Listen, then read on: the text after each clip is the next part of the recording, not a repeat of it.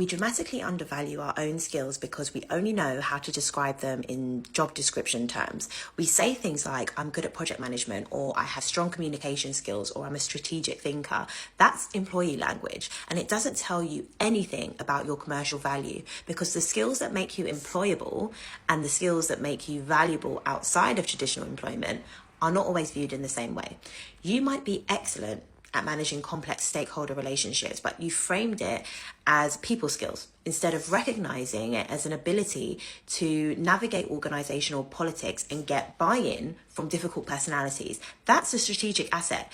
You might have deep knowledge of a specific regulatory framework or compliance system, but you frame that as just part of your job instead of recognizing it as specialized expertise that companies will pay probably premium rates for. That's a hidden asset. And the reason most people can't think strategically about their careers is because they literally can't see what they have to work with.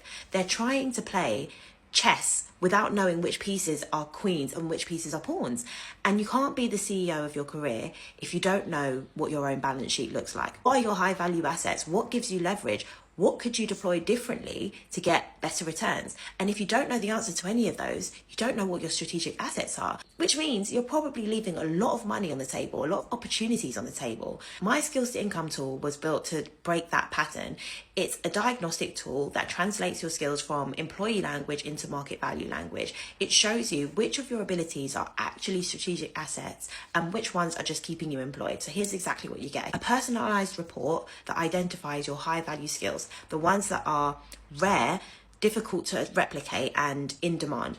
Then it tells you the specific capabilities that give you commercial leverage. That's specific to you, not generic advice, because it's dependent on your expertise. It also gives you a clear breakdown of which skills position you for premium work and specific income pathways mapped to your existing expertise. This is concrete ways you can start generating income right now using the skills you already have. And most importantly, you get to see what you've been undervaluing. The skills you thought were just part of your job, they're actually worth significantly more when framed correctly and deployed strategically.